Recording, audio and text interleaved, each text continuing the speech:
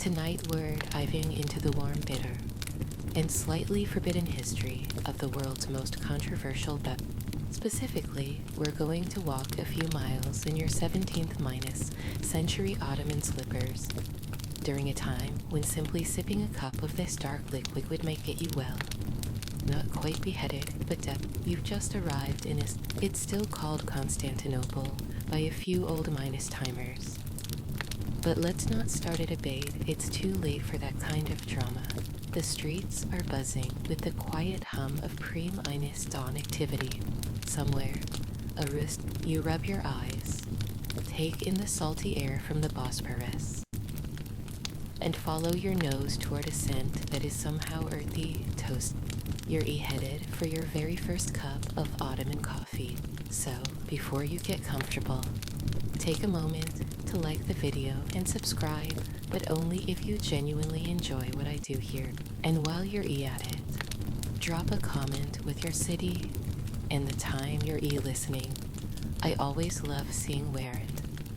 And when you join these sleepy little journeys, now dim the lights, maybe turn on a fan for that soft background hum, and let's ease into tonight's journey together. It begins with a single door creaking open. You step into a narrow, dimly lit coffeehouse, stuck between a bakery and a tile merchant's shop. It's cozy, rugs on the wall, copper trays. Men are seated cross-legged on low cushions, speaking in the slow, deliberate rhythm of people who have nowhere urgent. The air smells of cardamom, smoke, and slow. You sit. A small porcelain cup is placed before you. No handle, no sugar, just dense, inky liquid with a fine layer of froth trembling on top. You take a sip. It's bitter, strong.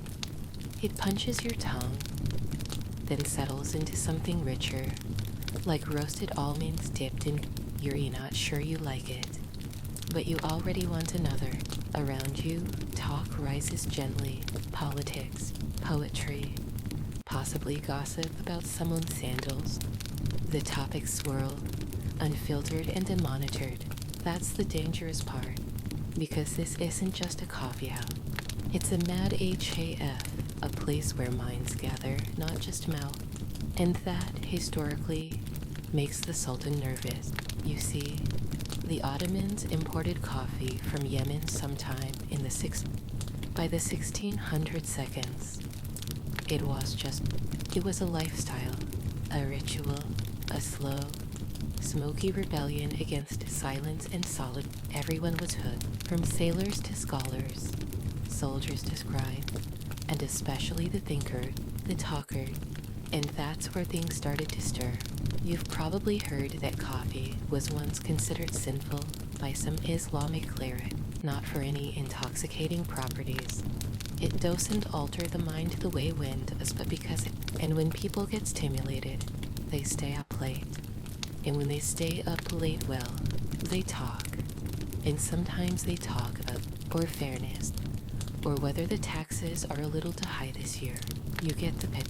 Sitting in this cafe, you're now part of something subtle but subversive, and the authorities are beginning to take notice.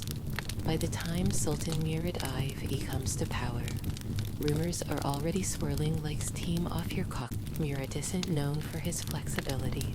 He is young, strict, and possibly operating on 2 hours of sleep a night, unconfirmed. But it would explain a lot, and somewhere between the conspiracy theories, late minus night laughter, and an empire that's just a little too tense for comfort, a decision is made. Coffee must go. But you don't know that yet. You're just enjoying your third cup, thinking about how nice it would be if mornings always began like. Maybe you'll write a poem. Maybe you'll tell your friend that thing you've been meaning to say. Maybe you'll even stay late and see if someone brought an OUD to play it. You don't know it. But you're sipping in a small, fragile moment before everything changes. The coffeehouse feels a little warmer tonight. It might be the brazier someone moved closer to your seat, or the way the room fills with laughter that lingers longer than usual, Or maybe it's just the way the stories are flowing from the man in the red fez, who insists he saw a camel dance during last week's market.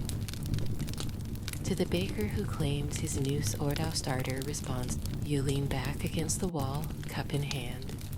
And for a second, life feels weight, but not far from here down the marble halls of Topkapi Palace. A very different kind of conversation is unfolding, because while you and your friends are comparing the thickness of your mustaches, the Sultan's advisors are comparing reports, growing crowds, louder debates, longer night. The word coffeehouse shows up in more than one scroll, and the tone, let's just say it's not enthusiastic. See, in the eyes of the court. These places have stopped being cute little Team Ines and Minus Tails corners. They've become nests of unrest. Imagine a modern cafe where the espresso machines are loud. Then imagine the state doesn't love that kind of energy. That's what's happening now. And here's the thing Ottoman coffeehouses weren't just about. They were cultural hubs. People gathered to listen to music, hear poetry, tell jokes, recite historical epics, and even gamble on shadow puppet shows. Yes, shadow puppet. And yes, people got really competitive about it. It's all very charming unless you're in charge of a massive empire and can't sleep knowing your subjects are downstairs somewhere debating whether your tax policy is to the authorities. These places weren't just social. They were suspicious. You take another sip of your coffee and glance toward a patrol walks by, slow and heavy. No one says anything, but the clink of a spoon on porcelain seems louder than it. This isn't paranoia. It's precedent back in Cairo, decades earlier. Authorities had already tried to shut down coffeehouses for being Mecca had also briefly banned coffee, citing concerns about unregulated gathering, and now the Ottomans are considering the same route. The mood shifts, ever so slightly. A new rule is whispered, no games after sunset, then no music inside. Soon after, a quiet new policy. Anyone caught with excessive amounts of coffee will be questioned. What counts as excessive? One historian says, another says a full cup. Historians still don't agree on how serious the authorities were, but you can feel something changing. You and your friends develop little strategies. One guy starts bringing books to make your group look like a study circle. Another switches to a smaller cup, less obvious. And someone, bless him, tries mixing coffee with rose water, hoping it'll pass as herbal. It tastes terrible, but hey, it's a gesture. Meanwhile, Murad IV is watching from a distance, but she has already started cracking down on tobacco and alcohol, and coffee seems next. But unlike booze, which is already frowned upon in many Islamic circles, coffee is It's not haram, it's just highly suspicious. One scholar describes it as the drink that awakens both the body and the tongue. And that's the problem. You walk home that night feeling more awake than you should. Not because of the caffeine though. Yes, that too, but because you can feel a line being drawn. One cup at a time. By now, you're starting to notice a pattern. Every time you pass your favorite coffeehouse, something's changed. One day the rugs are gone. The next, the OUD player has missed. The lanterns don't burn as late. And the backgammon board usually out on the table. Mid-minus game is quietly stashed away. And then there's the mood. It's not fear except more like a stiff kind of politeness. People talk, but a little soft. They laugh, but it dies quickly. You start to recognize who's watching the door, who's sipping too slowly, and who's always ready to disappear through the... You've lived long enough under Sultan Murad IV to know that when things go quiet, something loud is probably coming. Let's talk about Murad for a minute. He comes to power young to young. If you ask the old men who still remember his father's reign, he inherits an empire full of ambition, unrest, and people who think they could probably do his job better if given half the... At first, it's subtle, a few new edicts, a few inconvenient execution, but then it escalates. Murad doesn't just ban alcohol. He personally roams the streets at night to teach people drinking. No joke. Picture this, you're enjoying a quiet evening with a flask of arak, and suddenly the Sultan himself appears like a very judgmental ghost, except HES real, and he has a sword. Some historians, others say, he was simply obsessed with control. Either way, he didn't like people staying up late, getting chatty, or forming unofficial clubs around hot drink. So coffee, that warm, stimulating, deeply communal beverage, it had to go. The first official ban comes down like a quiet thunderclap. There's no huge announcement, just word spreading through the city. Coffee is no longer welcome. Shops begin to shutter, some voluntarily, others not. Enforcement is patchy, and just like that, your daily routine changes. You wake up groggy, annoyed or suspicious of boiled barley. You wander the streets in search of somewhere familiar, only to find boarded windows and unconvincing signs like herbal consultations. No beverages served. Even your friend with the terrible rosewater minus coffee hybrid has given up. One day, you walk into what used to be your regular spot and find a tailor there instead, measuring curtain. You ask where the owner went. The tailor shrugged. I think she as a baker now. Safer. It's tempting to laugh, but the truth is the coffee house was just where you drink coffee.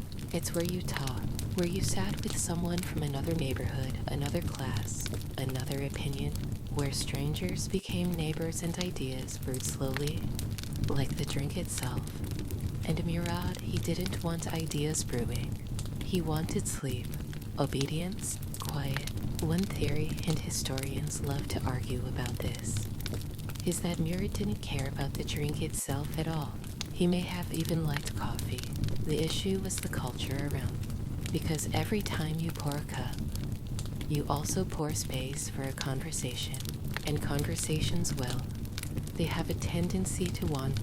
There's even a rumor, totally unconfirmed, but too delicious not to mention, that Murad once disguised himself and snuck into a coffee house, only to overhear someone criticizing his politics. The man was later found lecturing to pigeons in a field outside the city. Coincidence? Hard to say whether or not it's true.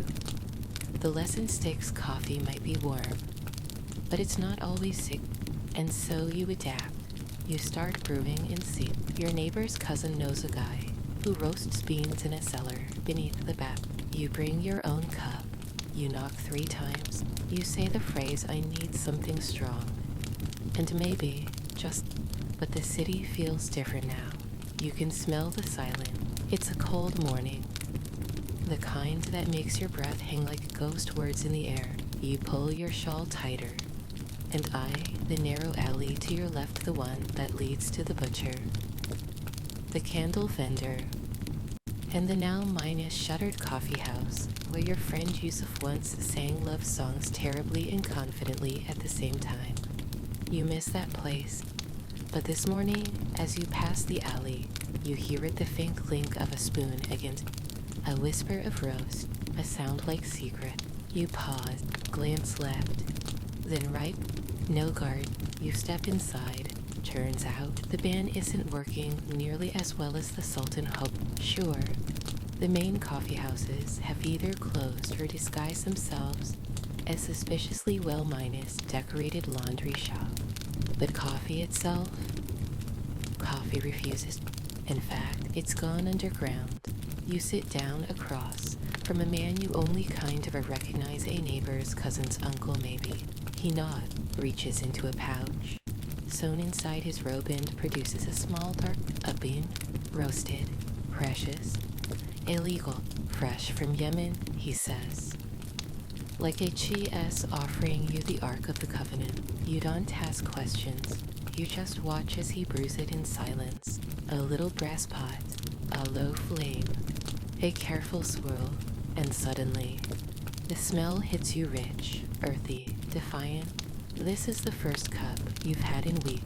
It tastes like revolution. The thing is, you're across Istanbul, and yes, even across the empire, people are getting creative. Some grind their beans to powder and store them inside hollowed minus out candles. Others soak crags in coffee extract and wear them as scarves just to keep the scent nearby. There's even a guy in a skuta, or who hides beans in his horse's feed bag. The horse hates it, but the guy insists it's worth. You've heard whispers of coffee toilets, bathroom stalls, where friends meet under the pretense of needing privacy. But really just, you try it once. It's awkward, but then come the disguises. Coffeehouses reinvent. One starts offering astrology consultations. Another becomes a sandal repair workshop. You attend a leather symposium where not a single piece of leather is ever mentioned. Only coffee. So much coffee. And all this time, the Sultan's men continue their Some arrests are some fines handed out. A few unlucky vendors lose their beans, their kettles, even their shops. But no one ever stops completely. It becomes a game, a soft rebellion, a citywide inside joke. And maybe that's what Murad hated most. Not the drink, not even the talking, but the smirking, the way people sipped in defiance, the way a simple act holding a tiny cup could feel like a wink at power. There's something both funny and oddly of course, not everyone sees it. The more the coffee culture adapts, the more the state tightens. New proclamations arrive. Now hand minus delivered and nailed to walls. All establishments serving forbidden brews will be subject. All gatherings after sundown require permit. All suspicious aromas will be reported. One official even proposes another. A registry of coffee drinkers. You're not sure if they're serious, but you start checking your breath before going out. And still every few nights, you return to that little backroom cafe with no name. You knock twice. Wait. A slot opens. A voice says, "Are you here for laundry?" You say only if it's dark roast. The door opens. You smile, because no matter how many bands come down, there's always someone brewing. By now, you're an expert in covert caffeine consumption. You've sipped espresso behind tapestry, shared a easy strong brew in the back of a fish market. You've even pretended to be a perfume vendor just to get your hands on a smuggled batch of Ethiopian beans. Honestly, if someone invented a coffee minus based by novel, you could be the main character. But you're not alone. Everyone you know has a system. Your friend Fatty keeps his beans inside hollowed minus out core and nest not exactly subtle, but ironically safe. A local scribe brews his coffee in an ink pot, claiming it helps clarify his calligraphy. And then there's old Ahmed, who pretends to sell firewood, but is clearly just running a mobile cafe from his donkey cart. And yet, despite all the creativity, the tension is growing, because the second ban has arrived. This time, it's not just about shutting down cafe. It's about criminalizing possession. Owning coffee beans now carries the same weight as owning contraband. Not that anyone's seen opium around. Here legally every honest. The Sultan's patrols grow more aggressive. Street inspections increase. There are rumors, always rumors, that an entire boatload of beans was dumped into the Bosporus as a warning. You cry a little on the inside when you hear that. You see children trained to act as lookouts, whistling when they spot soldiers. Housewives carry beans inside bread loaves, baked hollow with a hidden compartment. Someone invents a coffee ring with a full stop fashion. But perhaps the strangest tactic comes from a bookseller in Galata who begins hosting reading circles. The books are real. The coffee is also real, but hidden inside false minus bottom tea kettle. You attend one session. The discussion is about medieval love poet. You learn nothing, but the coffee is perfect. Meanwhile, the authorities push back harder. Edicts begin referring to coffee as the enemy of virtue. One pamphlet claims that it encourages laziness, idle thought, and nighttime plotting. Another suggests that caffeine consumption leads to moral instability, a phrase so vague. Even the enforcers don't know what it means. You start to wonder, is it really about the drink? Scholars today still argue the point. Some say Murad IV feared political gathering. Others believe he viewed coffee as a challenge to religious authority. After all, it was wine, but it felt forbidden. It blurred lines, raised questions, inspired laughter at midnight. And laughter at midnight, dangerous stuff. You remember one particular night, you're crammed into a candlelit back room with 6 others. The room smells like tobacco, ink, anticipation. Someone pours the coffee, and you take a sip, and then someone dares to make a joke about the Sultan's mood. It's quiet at first, then a giggle, then full minus on laughter. It's not political, it's not revolutionary, but it feels like it is. That's the thing about these spaces, they turn into mirror. People come not just for caffeine, but for reflection, to see themselves among others, to belong, even if only for a cup's worth of time. But even mirrors can be dangerous. 1 week later, that same backroom cafe is gone. No explanation, no arrests. At least not publicly, just a sign in the window that reads, you know what that really means. So you walk a little slower, you drink a little cold, you speak a little softer, because even as the laws multiply, the cups keep clinking, and deep down, even Murad mustn't know banning coffee.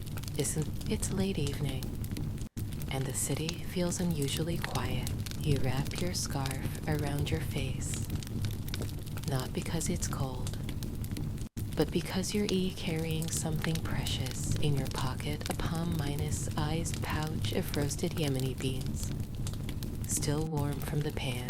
You didn't even rough. You bought them from a man who sells floor polish at the bazaar. He winks as he hands you the pouch and says, guaranteed to make your floor smarter. You both know what it means. You walk away casually, hoping the smell doesn't give you away. This is what things have come to see. If the first ban targeted coffeehouses, and the second targeted drinkers, the third, the harshest of them all, goes after the bean.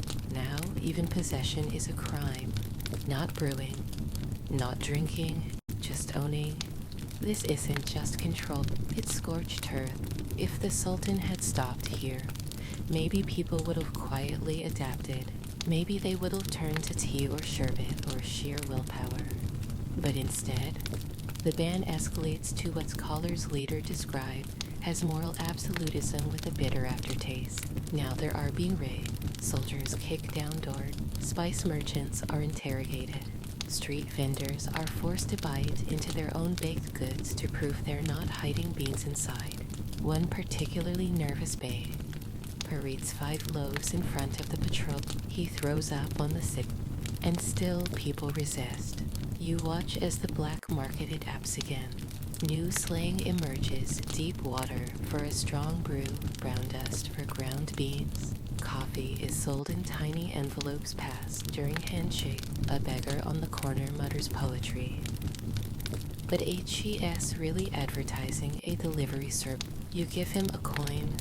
That night, someone knocks on your door and leaves a package under your mat. Inside, a single perfect cup, still warm. You treasure it like a jewel. This period historians now call it the silent sip, is the golden age of underground brewing. Recipes evolve, people get full. You try coffee with black pepper and orange peel, supposedly from Cairo. It burns your tongue but wakes up your soul. Someone else makes snow brew by burying a pot in cold earth overnight. The taste, Strange, but revolutionary? Even the elite aren't immune. There are rumors that palace servants sneak beans into the kitchens for the Validi Sultan Murad IV's mother, who allegedly drinks 3 cups a day behind closed doors. Some say she thinks the ban is nonsense. Others say she brews for medicinal reason. No one knows for sure.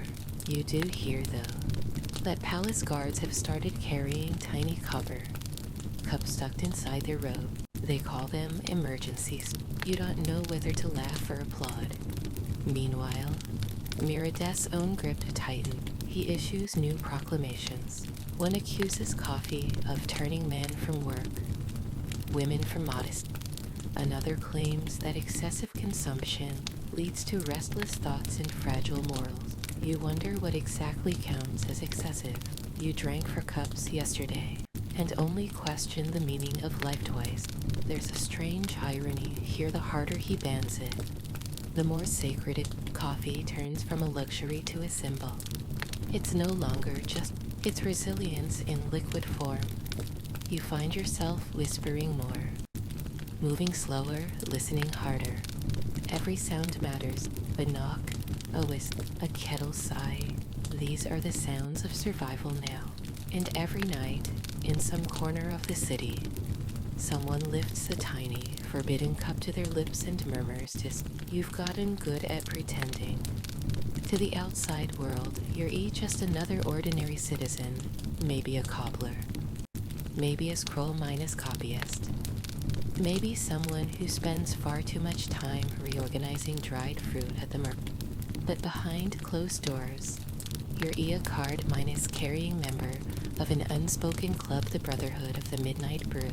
No one ever calls it that, of course, but you all know who you are. Tonight, you're headed to a place even more hidden than usual, a sleep mat vendor near the city walls. It's a real shop, technically. It even sells, but if you go in just before sunset and ask for a mat with extra softness for dreams, the vendor nods and leads you through through a velvet curtain and into a room that smells like roasted defiant. It's beautiful. Lanterns cast a low amber glow. Walls are covered in the low hum of conversation rolls like gentle thunder. No loud debates here, just murmured exchanges, tired eyes, and careful sips. You sit, someone pours. You're handed a ceramic cup, warm and etched with a first bitterness. And you love that? This place doesn't feel rebellious. It feels like home. But make no mistake, every person here knows that the patrols are getting better at finding these places, that some have been shut down mid-minus poor, that even whispers carry weight now. And yet they come. You come because there's something deeper happening than just a caffeine crate. Here's where it gets interesting. Historians today still argue about why Sultan Murad went so far. Some blame paranoia. Others think he was trying to force moral discipline. A few suggest he simply couldn't stand the idea of people enjoying something he didn't. But there's one theory you find strangely compelling. It's about coffeehouses as parallel power structure. See, in the Ottoman world, power typically flowed from the top down, from the Sultan, through his viziers, to the mosque's court. Everything neat, vertical. But the coffeehouse, that was horizontal. There were no rain, no sermons, just people talking, sharing ideas, making jokes about tax policy over bitter brew. And that, historians say, terrified the state, not because of what people said, but that they could say it at all. Think about it. A place where a scholar and a shoemaker might sit at the same table, where a poem from Syria might be recited next to a fishing tale from Bursa, where laughter was scheduled and stories weren't approved. It was freedom in a cup, and freedom, even when flavored with cardamom, is hard to govern. So the empire responded the only way it knew how, by banning the cup instead of the conversation. But here's the delicious irony: it didn't work. Because you're sitting here, in a room hidden behind a mattress shop, raising a toast because people still gather, still talk, still pour, and the Sultan's decrees, for all their elegance and power, dissolve fast. You take a long, slow sip. Someone nearby begins humming a folk song, a sleepy melody from the mountains. You close your eyes. You're not plotting. You're not rebelling. You're just alive. And for now, that's enough. You wake up groggy, craving coffee. Of course, you don't have any. What you do have is a small pouch of dried fig slices, which you chew on reluctantly while trying to remember the dream you had. Something about a camel, a jug. It probably made sense at the time. Outside, Istanbul stirred. The merchants are already sweeping their stalls. The boats are bobbing on the Bosporus. And somewhere, almost certainly, someone is pretending not to sell coffee. You head to the harbor not to drink this time, but to what? See, the real drama these days isn't happening in smoky backrooms or hidden parlors. It's happening on the docks. Because while coffee may be banned in the city, it still arrives by boat. Crates from Yemen, from Ethiopia, even from India, and while many of them are labeled medicinal powders or spice blends, everyone knows what. You join the crowd of onlookers pretending to be fascinated by bundles of rope and barrels of salt. In truth, everyone is scanning for the crates, the ones that never get inspected too carefully, that vanish behind curtained cart. You see one now, crates, marked ceramic. 2 men load it quickly onto a donkey-drawn cart, which rattles off down the cobbled road. You follow at a distance, casually as if admiring the view. You don't need to know the you just need to see that it made it. Because every crate that gets through means 100 more cups, 100 more whispered conversations, 100 more reasons to believe that maybe, just maybe, this whole ban can. It's hard to ban something that's part of daily life, and not just for ordinary folks like you.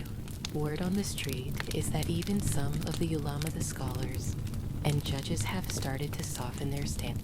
Some now say coffee may be permitted under certain circumstances. Others call it a gray area. A few, gravely, call it a gift from God if consumed in moderation. You love that last part. In moderation, you imagine holding your 4th cup of the day and moderating. Moderation is a journey, but not everyone is softening. Some enforcement officials, let's call them caffeine extremists, have started checking lifts. Yes, go. There was a rumor last week that smugglers were feeding beans to goats. No one's confirmed it. No one really wants. But just in case, the patrols are now sniffing animal droppings. You're not kidding. Still, people find a way. A man named Levant builds a coffee boat tiny vessel with a hidden brewing. He anchors just outside the patrol's own and rows customers out under the guise of fishing lessons. You try it once, you don't catch any fish, but you cut. And then there's the carpet wheat. They claim their dye mixtures require very specific temperature and liquid to hold the color. What they don't mention is that the dye base smells suspiciously roast, but no one questions it.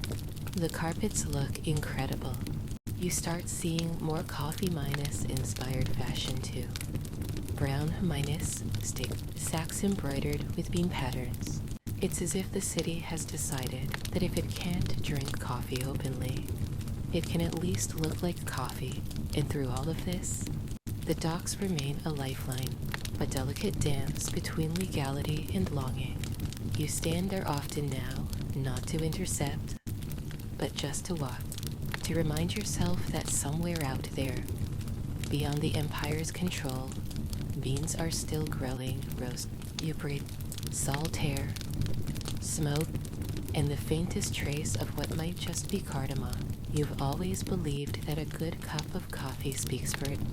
Turns out, in the Ottoman Empire, a good cup of coffee also whispers in code, hides behind curtains, and occasionally travels under a donkey's, but sometimes even a whisper. So tonight, your E being silent, completely, your E helping, sort of. A friend's cousin's uncle classic chain asked if you could keep an eye on a shipment. Nothing bit. Just a small chest just marked fakes for personal use. You don't ask what's really inside. You don't need to. The cart rattles up beside. The driver hops down, grunts something about your expertise in dried fruit logistics, and hands you the rein. And just like that, you're in it. You guide the cart slowly through the narrow streets, pretending to hum a tune.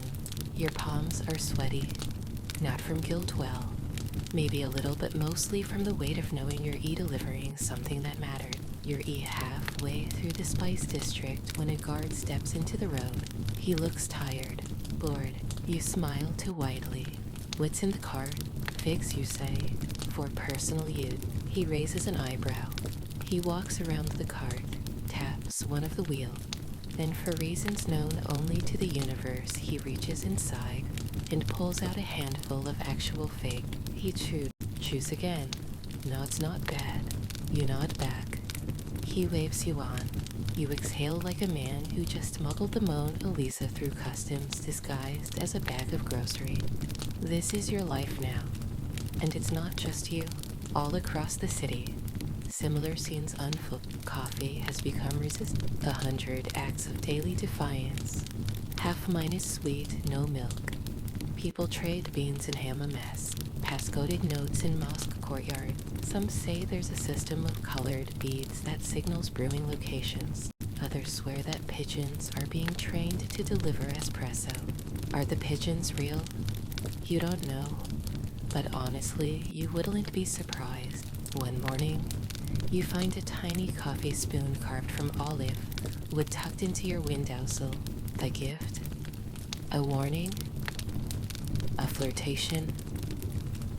You don't know, but you hang it from a string and wear it as a necklace. You call it amuletum paris. In the evenings, when the city quiets, you gather with trusted friends in a rooftop garden far above the patrols and politics. Someone brings beans, someone brings a pan, someone brings story. And that this was never just about caffeine. Coffee gave people reasons to meet, to speak, to listen, to pause. Historians today try to quantify its social glue, public sphere formation, proto-minus democratic environments, all very academic. But you know the truth. Sometimes, a conversation over coffee says more than 100 sermons. That's what the Sultan, or maybe feared, because his empire ran on hierarchy, rank, obedient. But coffee runs on connection. You look across the rooftop. A poet is reading something half minus finished, and wholly confusing. Two merchants are comparing beans from different ports, like Soem M.S. discuss vintages. Someone's cat is asleep in the kettle box, and you're sipping slowly, watching the moon rise over the domes of a city that never quite learned how to stay silent. And you realize no matter how many bands they pass, the cups keep clinking. It's nearly Ramadan, and the city is shifting into a quieter, hungrier my day. By night, the city exhales. Lanterns glow. Bread sellers call softly, and everyone is a little more aware of time. Time for prayer. Time for well coffee. Here's the dilemma: fasting during Ramadan requires you to abstain from food and drink from dawn until sunset. That includes water. That definitely includes coffee. But as soon as the sun drops behind the city's ancient skyline, a new sound echoes through the neighborhoods, the clink of cups, small and porcelain, rising like the first. You've done this before. You know the routine. First date, then soup, maybe a little pilaf, and then if you're lucky, coffee, black and strong, poured carefully from a sea's. The irony, you're not just breaking your fast, you're breaking the law. Because yes, even during Ramadan, the coffee ban holds officially, but enforcement wobbles. The authorities can't quite decide what to do. On one hand, cracking down during a holy month, not a great look. On the other hand, coffee is stimulating, dangerous, so they compromise, sort of. Instead of patrols busting doors open, you now see a gentler form of pressure public shaming, signs posted at mosques, preachers slipping not minus, so minus subtle lines into sermons. And beware the brew that you hear one am describe coffee as an evening temptation dressed as hospitality. The old man next, still, most people get the message, keep it quiet. And so, a new ritual is born. After the call to prayer, after the meal, after the neighbors have dispersed, you gather in someone's courtyard. The coffee is brewed in near dark. The cups are passed silently, and for those few stolen minutes, it feels like all the bands have been lit. You close your eyes, the night air is cool. Somewhere a dog barks, a child laughs, a pot simmered, and someone leans over to ask, "Do you remember when we didn't have to whisper about?" You do, but you also know that whispers carry far sometimes, further than shout. Historians now look back at these Ramadan evenings with a kind of awe. They call them moments of gentle defiance, times when tradition, faith, and rebellion all coexisted in a single courtyard under a single moon. It was about connection, and during a month that's all about reflection, community, and restraint, there's something powerful about to say, this is who we are, and this is how we rest. You think about that as you finish your cup. Someone starts reciting a story, an old Persian tale about a lion who trades his roar for a cup of silence. You don't need to. The kettle goes on again. The stars are brighter now, and for once, no one feels like they're doing anything wrong. You never thought the Sultan's mother would become your favorite historical character, but here we are. You're sitting on a low stone wall near the old aqueduct, sipping from a tiny, travel-minus-sized coffee flask hidden inside what used to be a vinegar bottle. You're watching palace servants move about in tight, choreographed lines carrying baskets, scrolls, the occasional extremely suspicious bundle wrapped in silk. Rumor has it that inside Top Copy Palace, behind the gladdest screens and under ceilings painted like heaven, someone is still drinking coffee. Not just anyone, the Validi Sultan, the Sultan's mother. Her name isn't recorded in this particular legend, but historians believe it was Qasim Sultan, one of the most powerful and politically savvy women in Ottoman. She's been described as cunning, diplomatic, terrifyingly effective, and apparently a huge fan of coffee. It makes sense, really. She controlled palace politics for decades, maneuvering through wars, rebellions, and a sultan-minus son with an increasingly passionate you'd need more than herbal tea to manage that kind of stress. The whispers come from eunuchs, kitchen staff, and former pages unconfirmed but consistent.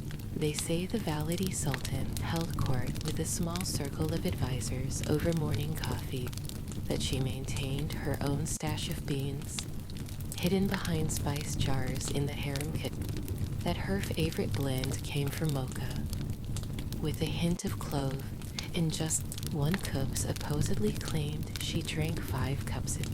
Another swears she once threatened and to exile a man over a burned road. Of course, no one dares say this publicly. You can't accuse the mother of the Sultan of undermining state policy, not if you like your position, your reputation, or your head. But the servant stock and Istanbul you listen to, and you can't help but feel a little smug, because even at the highest levels of power, the ban isn't absolute. Coffee finds a way. You imagine the scenic grand salon with silk cushions and peacock feathers.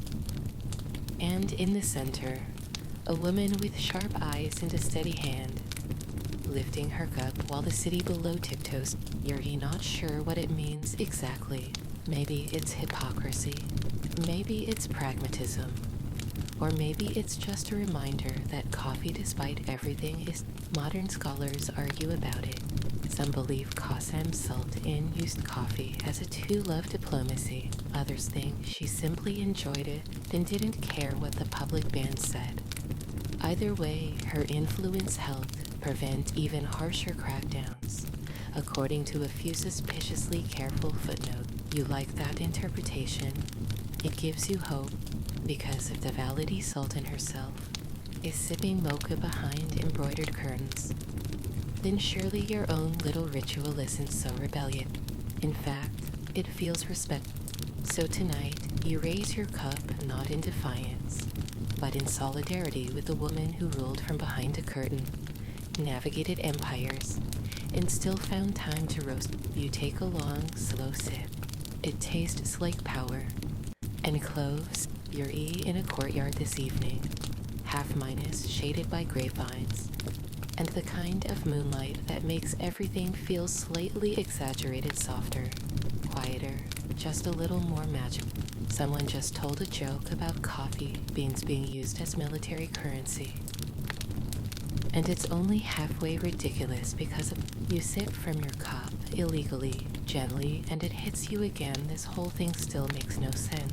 So you ask out loud, not to anyone in particular, did the Sultan really ban coffee because of the drink, or was it everyone goes quiet, not in a dramatic way, more like a yes, the unanswerable again. Then someone shrugs, depends which historian you ask. And that's the truth. See, even centuries later, scholars are still squabbling over the real reason Murad IV hated coffee so much. Was it religious? Well, not officially. Coffee was haram. The Quran doesn't mention espresso, and while some en masse preached against it, others defended it as a way to stay awake for prayer, especially the Pradan fat. Was it political? That's more likely. Coffeehouses were where people gathered without permission, without hierarchy, without script. Ideas flowed like syrupy brew philosophy, poetry, political set. These places became informal universities. The Sultan didn't control them. That made him nervous. Or was it personal? Some say Murad IV was a deeply anxious ruler, prone to insomnia, and achieved he inherited an empire teetering under pressure, external threats, internal dissent, financial strain. The last thing he needed was a bunch of merchants and scholars staying up late, getting clever. A tired sultan is a suspicious sultan. You look around the courtyard. The conversation has picked up again. Someone is debating the best brewing tip. Someone else claims they can tell the difference between Ethiopian and Yemeni beans by smell alone. You don't believe them, but it's fun to watch. And then, like always, the talk one. Someone mentions the Evil Levi dervishes and how they drank coffee before Seema's spiritual whirling. Someone else brings up a document claiming that coffee causes excessive date. That one earns a toast to dreaming excessively then. You think about how many cultures embraced coffee as more than a drink. In Sufi circles, it was sacred, a means of reflection. In Ethiopia, it was part of elaborate ceremonies, passed from hand to hand with reverence. In Yemen, it was tied to poetry and monastic. And yet, here in Istanbul, under this particular ruler, it became a symbol of writ, a drink you had to sneak, like a secret oral love letter. One scholar, whose name no one remembers, once wrote that coffee is neither sin nor salvation. It is a mirror. What you see depends on who's looking. That stays with you. You sip again, quietly, let the bitterness settle. Let in the background. Someone starts telling a story about a man who opened a fake rug shop just so he could run a cafe in the It's half true, half invented. No one cared. The point isn't whether it happened. The point is that it could have. And that's the thing. Coffee, in its deepest form, is about possibility, about what happens when people come together. Not for profit, not for politics, but just to speak, to sip. And maybe that's what made it so dangerous, or so powerful, or both. You finish your cup, and you know without question that tomorrow you'll do this all again. It's strange how something so small, so ordinary, can become a lightning rod for an entire society. A bean, that's all it is. Not even a particularly glamorous one. It's not gold. It's not silk. It's not the stuff of royal decree, and yet here you are, living in a time when a coffee bean has outmaneuvered an empire. You're East Ending in a tiny workshop today, pretending to browse embroidery thread. But what you're really doing is waiting for a package that contains very delicately and very elite a half-minus pound of roast. Apparently, they mask the scent. The man behind the counter nods once and slips the bundle into your satchel like a GS passing you top minus. Secret diplomatic scroll. You hand him a few coins and murmur. Neither of you smile. You both know this is normal now. And outside, the city moves on like nothing's brewing beneath. This the final years of the Banis, where everything gets weirdly bureaucratic.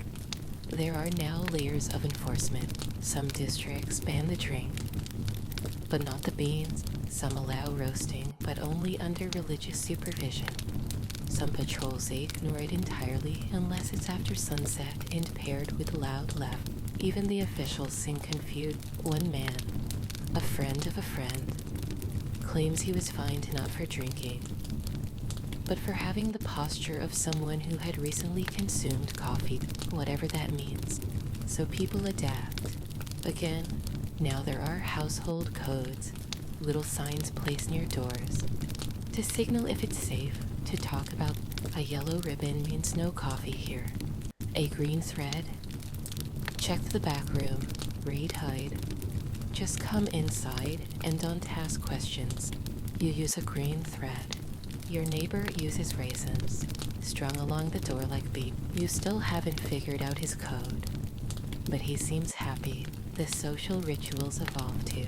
Brewing becomes ceremonial, almost sacred. You clean the pot 3 times. You grind the beans in complete silence. You pour with your left hand. You pass the cup with your right. Some say it's super. Most say it's just beautiful. And despite the bans, or maybe because of them, coffee is everywhere. Not openly, no, but spirit. In the metaphors people use, in the folk songs whispered on balconies, in the jokes traded in alleys and back, coffee becomes a character, a reference point, a shared experience that everyone understands. It's the most delicious open secret in it. You hear stories from the countryside too. Villagers brewing openly, far from the reach of palace officials. Merchants in Anatolia who give beans away as a blessing rather. Even some soldiers now quietly admit that long nights on patrol are a lot easier with a little help. You're not surprised. And as all this unfolds, something else happens, something that historians now describe as a shift in collective identity. The ban was just resist. It was absorbed. Coffee became part of the cultural fabric in a new way, not just discipline and indulgence, tradition and innovation, law and laughter.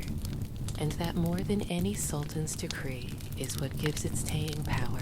You take your bundle of mule-minus hair, socks, and walk back through the winding street. The sun is dipping low, and the air smells like spice and salt and old stone.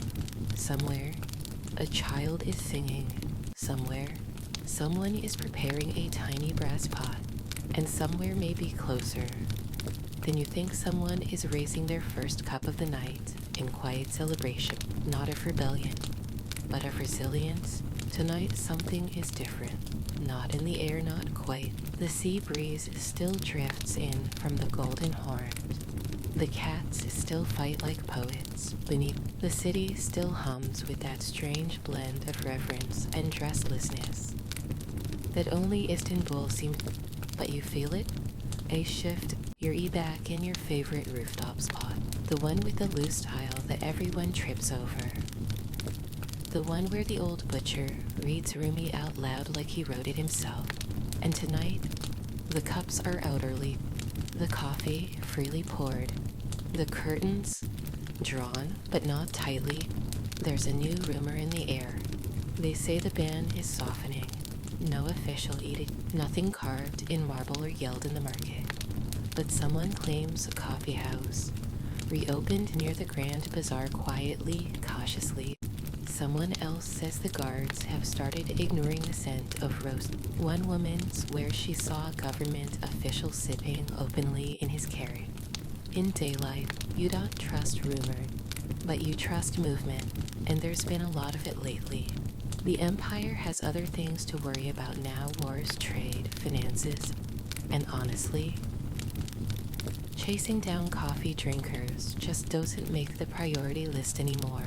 More importantly, the public has changed.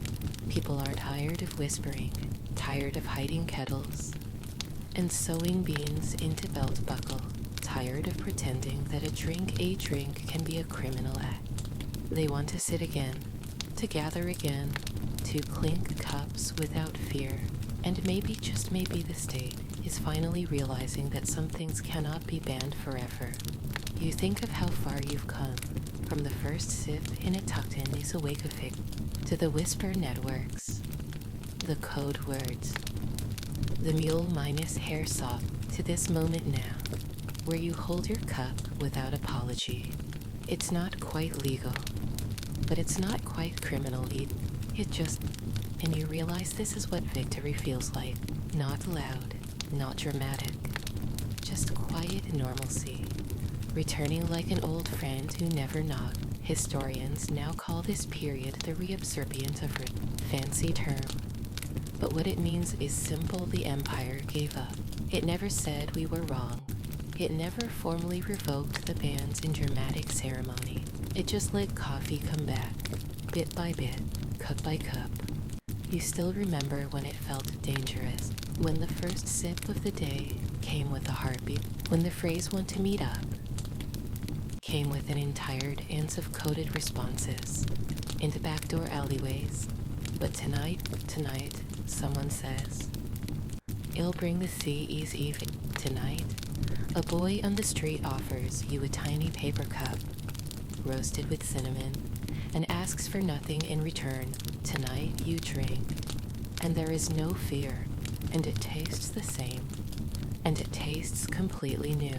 You glance out across the rooftops, and the lights of Istanbul shimmer like they always have. Eternal, complicated, beautiful, full of too many rules and not enough spoons.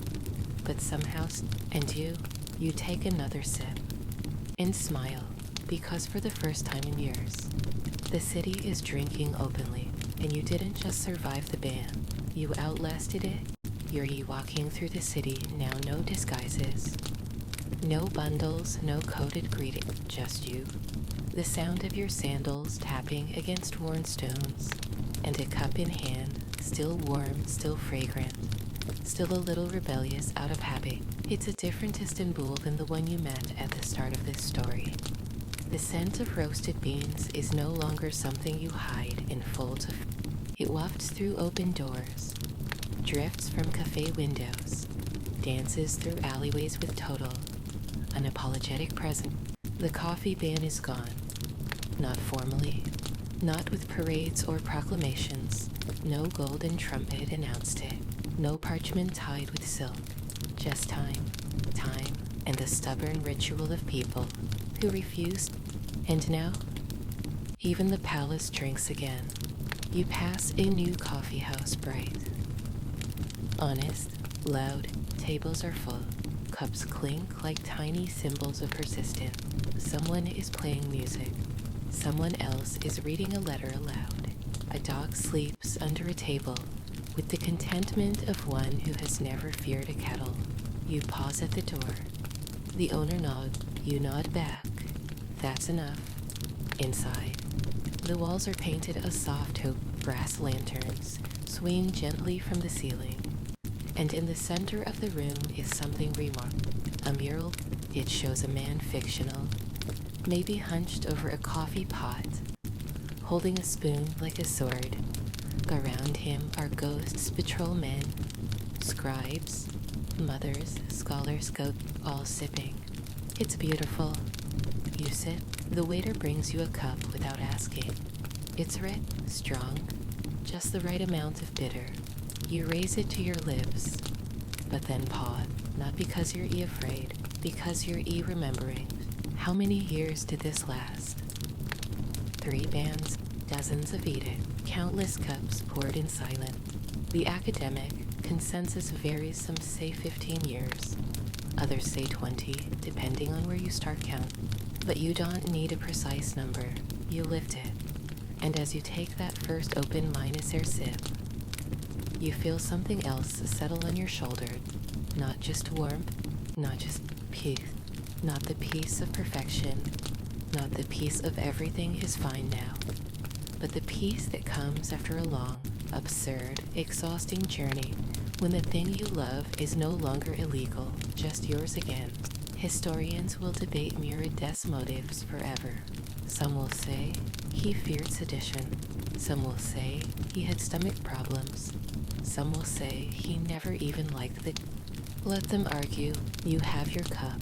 And as the sun sinks over the minarets, and the city wraps itself in that soft, lavender twilight, you think of everyone who came before you, everyone who brewed in silence, everyone who risked.